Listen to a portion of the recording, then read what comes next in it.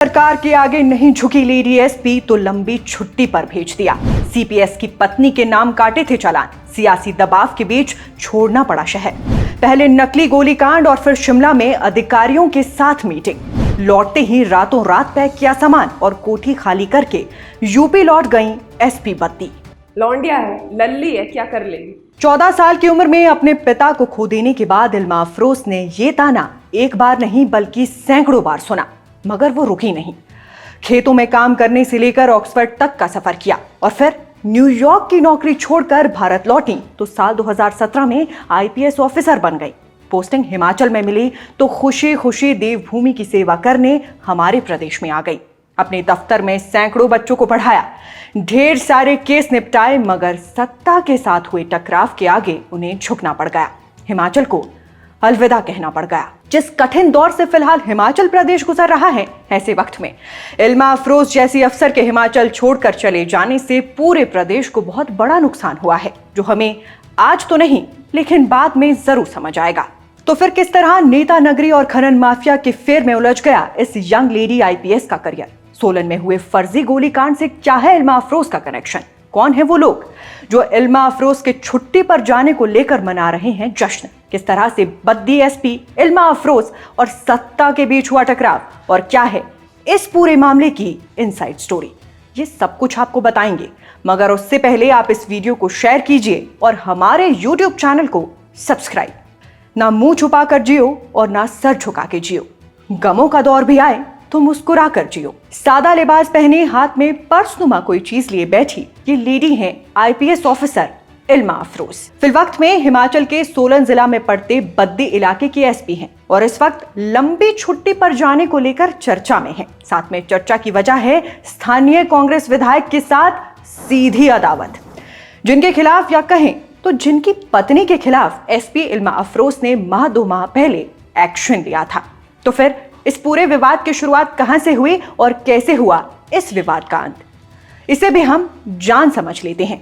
सबसे पहले इसी साल अगस्त के महीने में एसपी बद्दी के ऑफिस में एक कार्यक्रम का आयोजन किया गया, जिसमें शामिल होने के लिए सीपीएस राम कुमार नहीं पहुंचे। इस बारे में जब पत्रकारों ने सीपीएस महोदय से सवाल किया कि सर आप क्यों नहीं आए, तो उनका गुस्सा फूट पड़ा। उन्होंने साफ शब्दों में कहा कि मैं एसपी कार्यालय में आने के लिए इनवाइटेड नहीं था।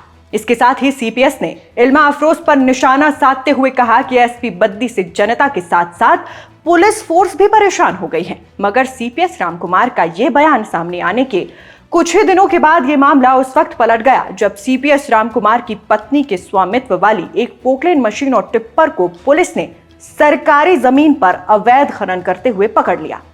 इसके बाद विधायक की पत्नी की कंपनी के नाम पर चालान कटा तो सीपीएस और एसपी के बीच अदावत का मामला खूब गरमाया। ये मामला अभी शांत भी नहीं हुआ था कि अगस्त महीने में ही एक बार फिर उसी कंपनी के कुछ और वाहनों को अवैध खनन करते हुए पकड़ा गया, फिर से चालान काट दिया गया। फिर अगले महीने सीपीएस रामकुमार के ही दून विधानसभा क्षेत्र में सबसे बड़े अवैध खनन का खुलासा हुआ, जिसमें कुल 41 लोगों पर अवैध खनन का आरोप लगा। इसमें से अधिकतर लोग सीपीएस की गृह पंचायत के लोग निकले। एक के बाद एक 3 लगातार मामलों में सीपीएस का नाम जुड़ने के बाद जब इस पूरे विवाद ने बड़ा रूप लेना शुरू किया तो सीपीएस को खुद सामने आकर मामले पर सफाई देनी पड़ी। उन्होंने स्वयं ये बात कबूली कि उनकी कंपनी हर साल खनन करने के लिए 100 करोड़ की रॉयल्टी प्रदेश सरकार को देती है। ऐसे में उनका नाम अवैध खनन के मामलों से जोड़ा जाना गलत है, जबकि ग्राउंड जीरो का असल सच ये था कि एसपी बद्दी इल्मा अफरोज के ताबड़तोड़ एक्शन के चलते पूरे दून विधानसभा के खनन माफियाओं का रोटी दाना बंद हो गया था और हर कोई एसपी बद्दी का ट्रांसफर कराने की जुगत में लगा हुआ था।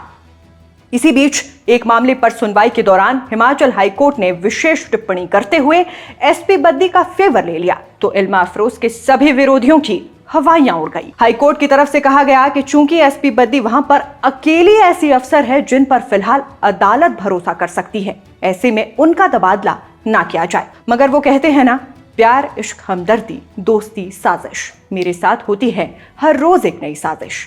ऐसी ही एक साजिश का शिकार एसपी बद्दी इल्मा अफरोज उस वक्त हो गई जब सीपीएस रामकुमार चौधरी ने इल्मा अफरोज पर उनकी जासूसी करवाने का आरोप लगाते हुए एसपी बद्दी के विरुद्ध विशेषाधिकार हनन का नोटिस ले आए। अब इसमें सोचने वाली ये बात हो जाती है कि एक महिला आईपीएस अफसर जो ना तो हिमाचल की रहने वाली है और ना ही हिमाचल के किसी नेता से उसकी रिश्तेदारी है, वो ना तो स्पेसिफिक क्लब का हिस्सा है, ना ही किसी राजनीतिक दल की पैरोकार, फिर ऐसी क्या मजबूरी है जो एसपी बद्दी किसी नेता की जासूसी करवाएंगी।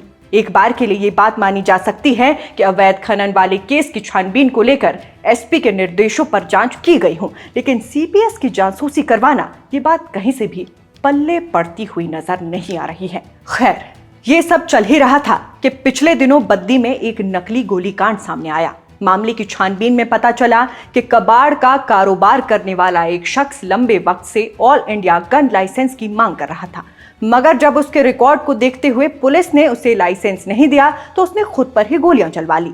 सूत्रों का कहना है कि खुद पर गोली चलवाने वाला कारोबारी कांग्रेस के एक बड़े नेता का करीबी है और नेताजी इल्मा अफरोज पर लगातार इस मामले पर पर्दा डालने के लिए दबाव बनाने लगे और इसे ही मुद्दा बनाकर सत्ता पक्ष शिमला जा पहुंचा। इन तमाम विवादों के बीच बीते बुधवार को इल्मा अफरोज को शिमला बुलाया गया। इस दौरान उनकी मुलाकात सरकार के नेताओं व पुलिस विभाग के आला अधिकारियों के साथ हुई, जहां सरकार के आदेश पर वरिष्ठ अधिकारियों ने इल्मा अफरोज से बात की तो इल्मा ने पुलिस की जांच को रोकने से साफ मना कर दिया। इस पर उन्हें लंबी छुट्टी पर जाने के लिए कहा गया। बहरहाल, नेताओं और पुलिस विभाग के आला अधिकारियों के साथ हुई इस मुलाकात के दौरान जो कुछ भी हुआ, पुलिस अधीक्षक रात को ही वापस बद्दी पहुंची, देर रात ही आवास से सारा सामान समेट लिया। इल्मा को बद्दी बरोटीवाला नालागढ़ में उनके सराहनीय कार्यों के लिए कई संस्थानों ने पुरस्कृत किया है। उन्होंने इन मेडल और किताबों को धरोहर मानते हुए इकट्ठा किया और साथ लेकर अपनी मां के साथ उत्तर प्रदेश स्थित घर के लिए रवाना हो गई। बताया जा रहा है कि वो 15 दिन की छुट्टी पर गई हैं, मगर जिस तरह से उन्होंने अपने सरकारी आवास को खाली किया है, उसे देखकर तो बात कुछ और ही मालूम होती है।